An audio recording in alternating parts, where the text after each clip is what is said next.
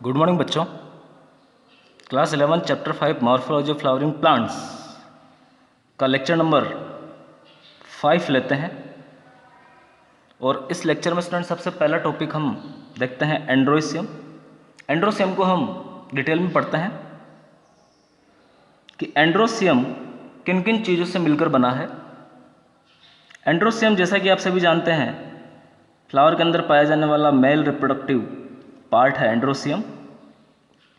तो students androecium जो है वो स्टेमन्स से कंपोज्ड होकर बनता है। तो आप लिखेंगे it is composed of stamens. It is composed of stamens.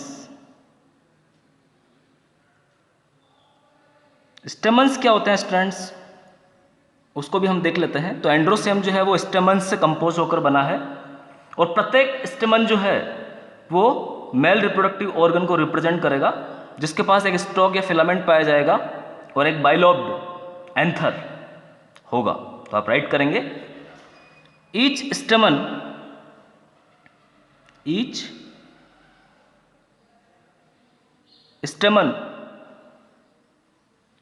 represents the male reproductive organ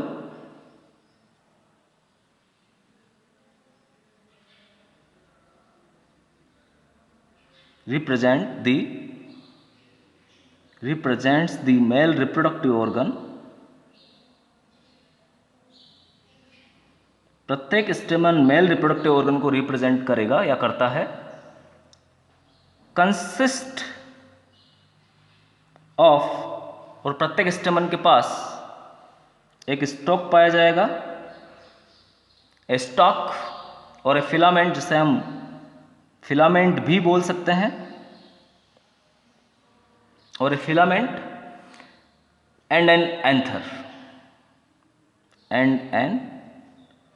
anther. तो स्टूडेंट जो स्टेमन है वो दो भागों से मिलकर बना हुआ होगा। एक तो बाइलोब्ड आपका एंथर हो जाएगा इस तरीके से ऊपर की तरफ, और नीचे की तरफ आपका फिलामेंट हो जाएगा।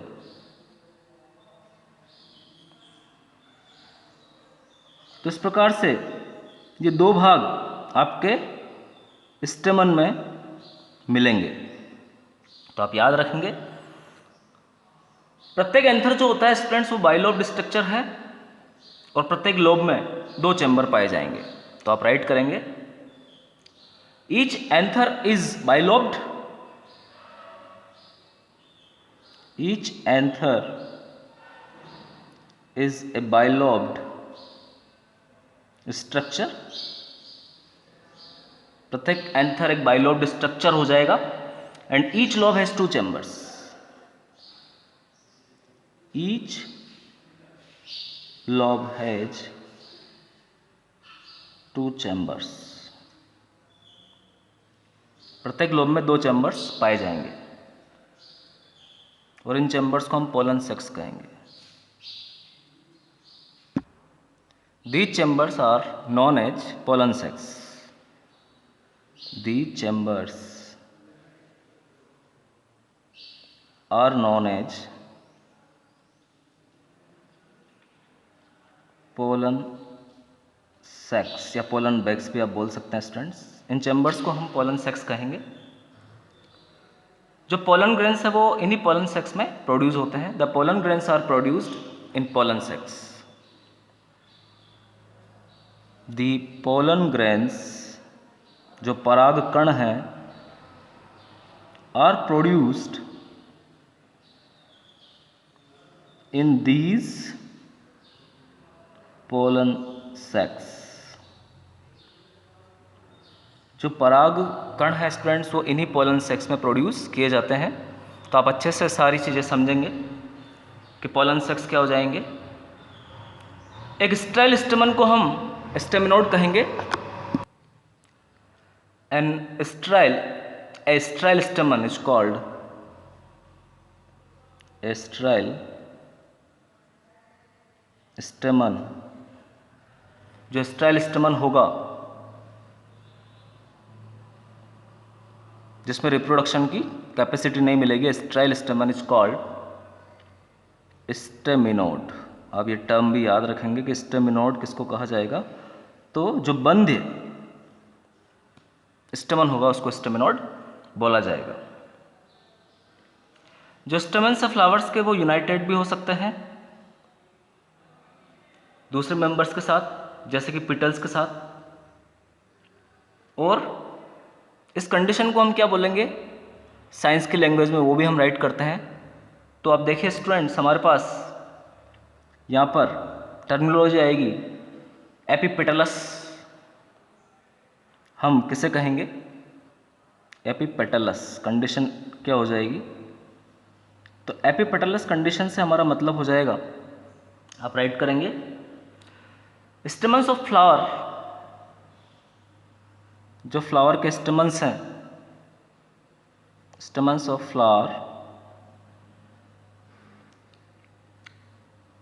यूनाइटेड विथ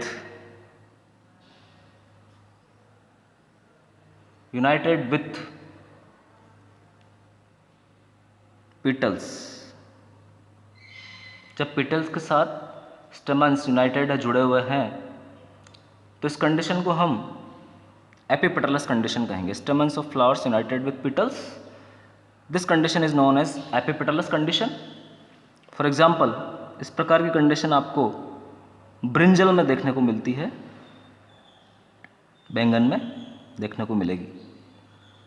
इसी प्रकार से एक टर्म और आता है स्टूडेंट्स, आप यहाँ पे लिखेंगे एपिफिलस। एपिफिलस कंडीशन हम किसको बोल देंगे, तो जब पेरियंथ जैसे कि लिली फ्लावर में मिलता है पिटल्स के साथ अटैच पाए जाएंगे, तो उस कंडीशन को हम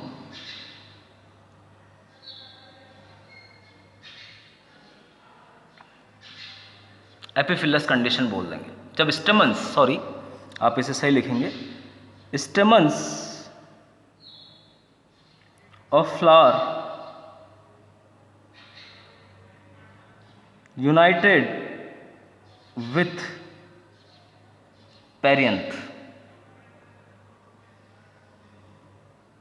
पेरियंथ भी हमने पहले पढ़ा है स्टूडेंट्स। तो जब स्टेमन्स जो है फ्लावर के वो पेरियंथ वाले पार्ट के साथ, पिटल्स क्लियर नहीं होते हैं लिली में, तो उनको हम पेरियंथ बोलेंगे, उसके साथ यूनाइट पाए जाएंगे, तो इस कंडीशन को हम एपिफिलस कंडीशन बोलेंगे। For example lily plant, lily plant में एपिफिलस कंडीशन मिलेगी जब स्टेमन्स जो है वो पेरियंथ के साथ यूनाइटेड पाए जाएंगे, जुड़े हुए पाए जाएंगे।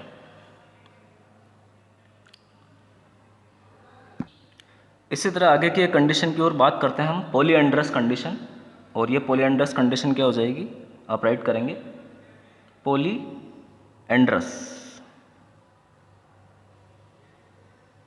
तो पॉलीएंड्रस कंडीशन से हमारा मतलब हो जाएगा जब स्टेमन्स जो है वो फ्री है, the stamens in a flower remain free. तो आप राइट करेंगे the stamens in a flower remain free। जब स्टेमन्स जो है फ्लावर के वो फ्री है, तो इस कंडीशन को हम पॉलीएंड्रस कंडीशन कहेंगे।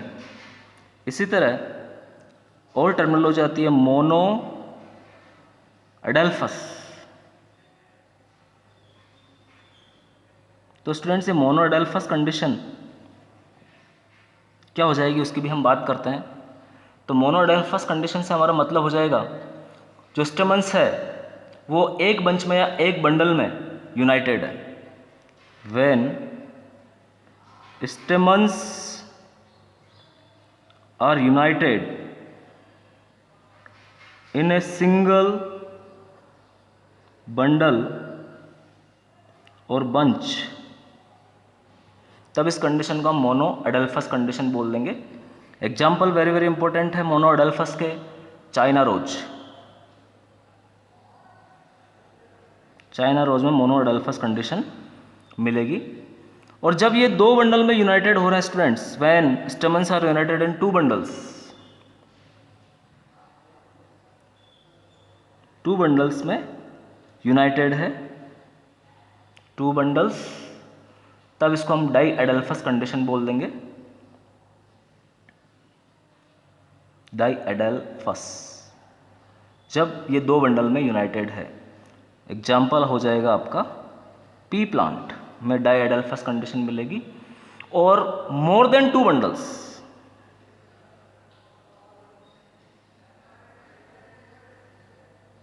जब दो से अधिक बंडल्स में यूनाइटेड है, मोर देन टू बंडल्स, तब इस कंडीशन को हम पॉली एडल्फस कंडीशन कहेंगे, पॉली एडल्फस कंडीशन।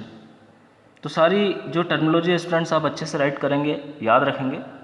और पॉली एडल्फस कंडीशन का एग्जांपल आपका हो जाएगा सिट्रस प्लांट, जितने भी खट्टे फ्रूट वाले प्लांट है सिट्रस फ्रूट्स, उनमें पॉली एडल्फस कंडीशन पाई जाती है।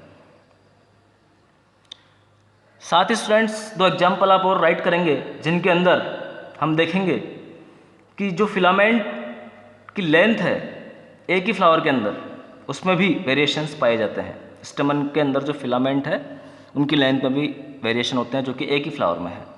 तो आप लिखेंगे Salvia, Salvia and mustard,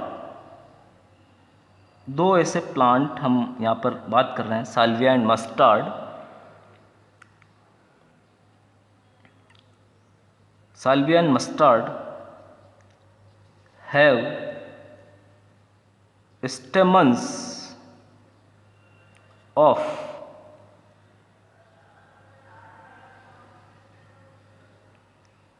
variation. Salvia and mustard have stamens of variations of filaments length within a flower.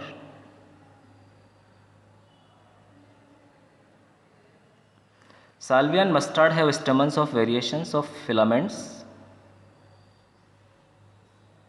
Salvia और मस्टर्ड जो है ऐसे स्टेमन्स रखते हैं जिनमें वेरिएशंस मिलेंगे फिलामेंट की लेंथ में एक ही फ्लावर के अंदर। तो आप याद रखेंगे student, Salvia and mustard have stamens of variations of filament length with in a flower.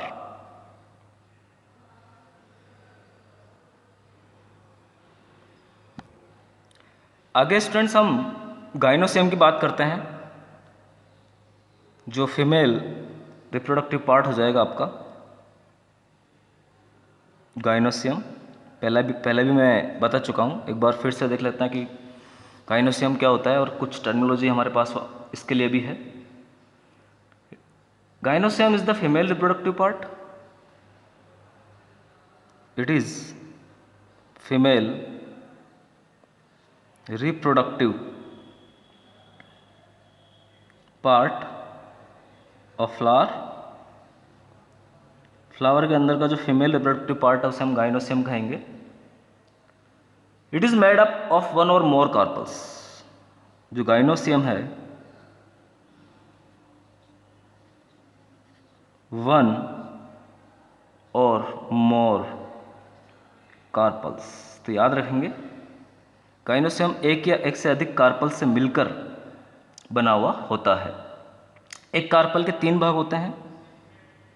एक कार्पल कंसिस्ट ऑफ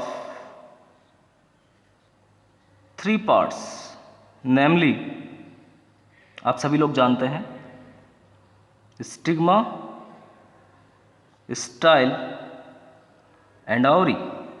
कार्पल के तीन भाग हो जाएंगे, स्टिग्मा, स्टाइल एंड ऑवरी। जो ऑवरी है, ovary is the enlarge basal part, जो बेस रीजन में इनलार्ज पार्ट मिलेगा। Ovary is the enlarged basal part, जिसके ऊपर on which lies the elongated tube the style, जिसके ऊपर एक लंबी ट्यूब पाई जाती है जिसे हम स्टाइल कहेंगे, द स्टाइल।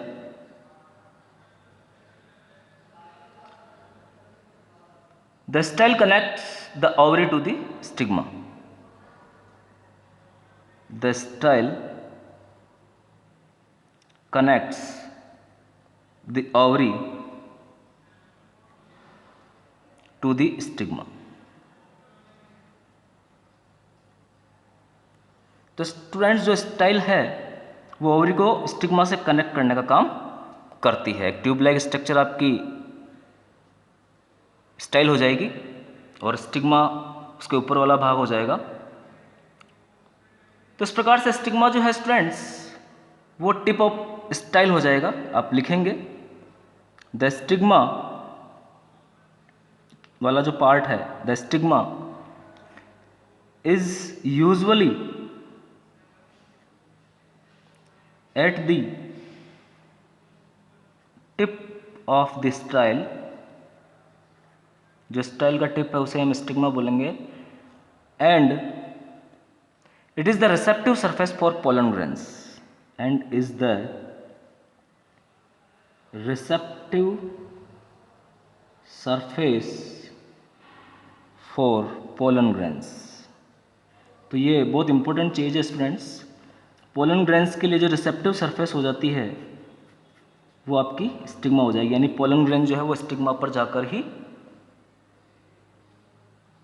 अटैच होते हैं या गिरते हैं, रिसेप्ट होता है। पोलन ग्रेन को ग्रहण करने का काम स्टिग्मा का होता है। तो इस प्रकार से आपकी स्टिग्मा, स्टाइल और ओवरी वाला भाग हो जाएगा। इसके साथ ही प्रत्येक ओवरी जो है एक या एक से अधिक ओव्यूल्स के साथ पाई जाती है। तो आप राइट करेंगे ईच ओवरी, प्रत्येक ओवरी बियर्स वन और मोर ओव्यूल्स। हिंदी में ओव्यूल्स को हम बीजांड बोलते हैं। Attached to a flatten cushion like, attached to a flatten चपटा, फ्लैटन मतलब चपटा, कुशन लाइक गद्दे जैसी संरचना से अटैच पाया जाता है, कुशन लाइक स्ट्रक्चर। तो आप याद रखेंगे students, each ovary bears one और मोर ओव्यूल। प्रत्येक ओवरी के पास एक या एक से अधिक ओव्यूल पाया जाता है। Attach to a flatten cushion like structure, और ये ओव्यूल एक चपटी कुशन लाइक स्ट्रक्चर से अटैच पाई जाती है। स्ट्रक्चर को हम बोलते हैं, this structure is known as placenta. तो प्लेसेंटा वो स्ट्रक्चर हो जाएगी स्टूडेंट जिसके द्वारा ओव्यूल ओवरी से अटैच्ड पाया जाता है। When more than one carpel is present they may be free, और इस कंडीशन को हम एपोकार्पस कंडीशन कहेंगे। तो आप राइट करेंगे एपोकार्पस कंडीशन क्या हो जाएगी,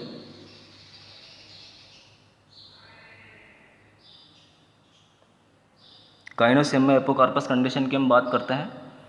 when more than one carpel is present, when more then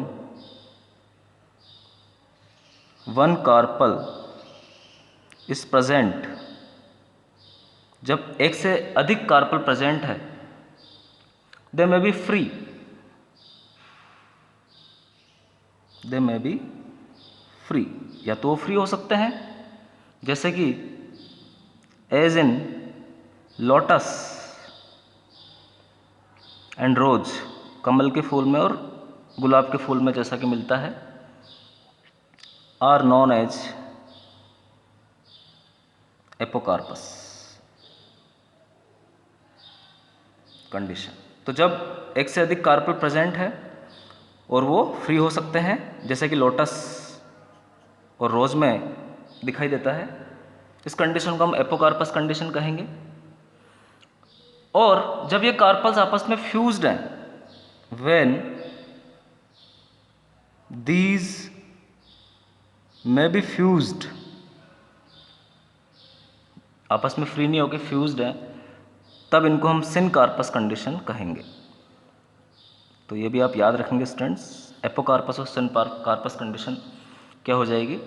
और सिनकार्पस कंडीशन के एग्जांपल्स में आप राइट करेंगे mustard and tomato, mustard and tomato. Fertilisation के बाद ओव्यूल जो है वो सीड में डेवलप हो जाता है और ओवरी फ्रूट में डेवलप होती है। आफ्टर फर्टिलाइजेशन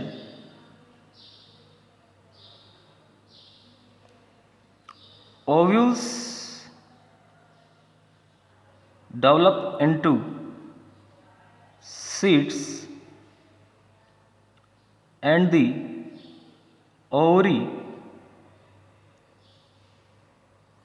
फर्टिलाइजेशन के बाद ओव्यूल जो है वो सीड में डेवलप हो जाएगा स्टूडेंट्स, और जो आपकी ओवरी है मैच्योर इनटू ए फ्रूट, और ओवरी जो है वो फ्रूट में डेवलप हो जाती है। तो इस प्रकार से गाइनोसियम कंप्लीट हो जाएगा। आप ये एपोकार्पस, सिनकार्पस जितनी भी टर्मिनोलॉजी आई है उन्हें अच्छे से राइट करेंगे और पढ़ेंगे। इस लेक्चर में हम यहीं तक पढ़ते हैं। Thank you very much.